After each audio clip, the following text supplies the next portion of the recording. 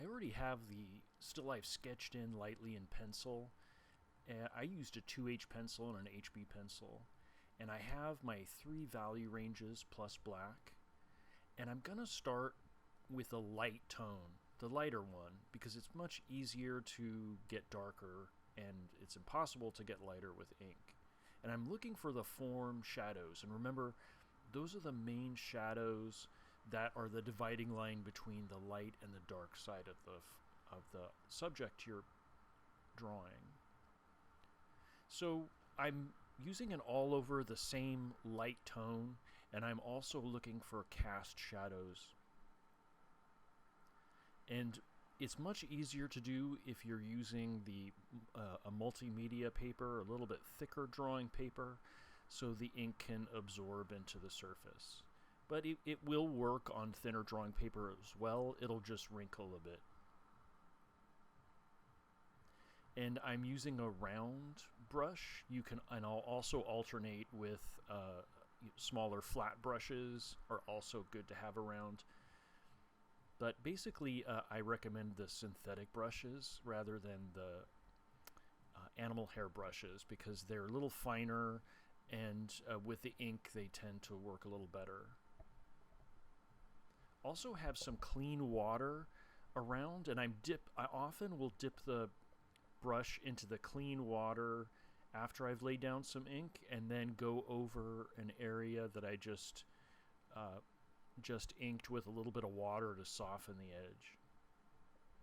But mainly is I want to identify where the highlights are going to be in the drawing and make sure that I don't go over any of those areas with the ink, and those will be reserved for the highlights. And I'm continuing to get a little darker now with I'm using a medium gray and getting into the form shadows there. Also in the negative space where the cast shadows are. And you can see there I added some water to the ink I just laid down to make it transition into the background a little smoother.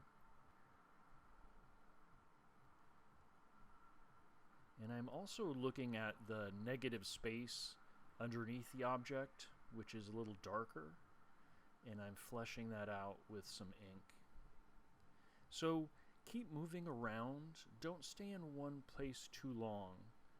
And it allows the ink to dry as you move around, and by the time you come back to that area to flesh it out with more detail, the ink will be dry, and you'll also have a fresh set of eyes to see whether it needs to be darker.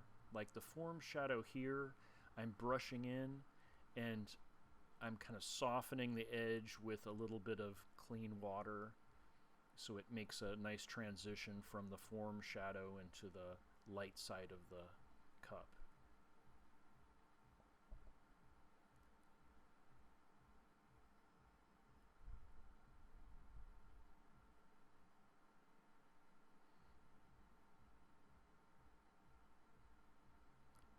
I'm able to slowly darken those form shadows and steps with a little of the light and medium tones. So I do recommend doing it that way.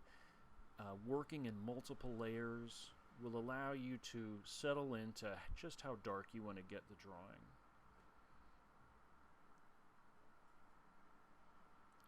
Keep in mind that at the end of the drawing, when everything's completely dry, you're going to go in with a clean eraser and erase out all of those original pencil lines, which works really well. Like even in areas covered with the ink, the pencil will erase pretty well and just leave you with just the pure ink drawing. Follow the form with the brush marks, as I'm doing here, where I'm curving around the bulge of the lower part of that form. You can also make small hatch marks and cross hatching marks in the same way that you would do with a pencil or pen, basically. I'm going to add a tiny bit of pure black right underneath the object, and you can see instantly it really starts to pop out, makes the object stand out and create a sense of volume.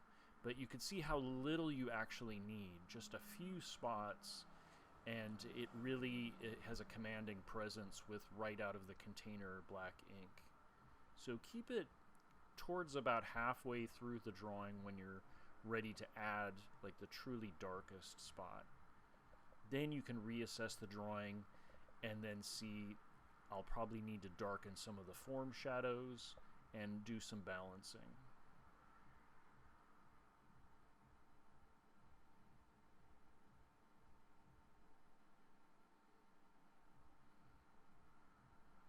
And now I can see that I want to get some of those cast shadows and form shadows on the object a little darker.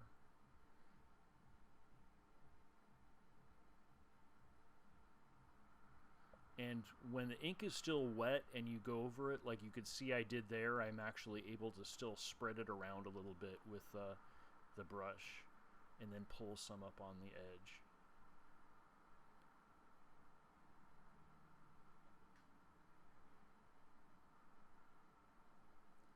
The cast shadows I'm noticing now, after putting in the black right under the mug, that I can darken those, so I'm going to pull those out and get them a little darker and start to get a sense of depth and volume in the drawing.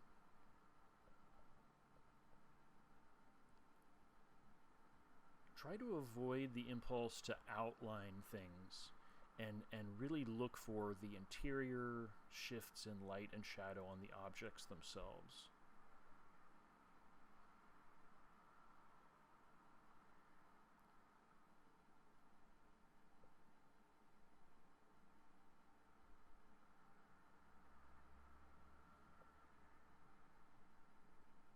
Remember, what we're looking for is the overall pattern of light and shadow.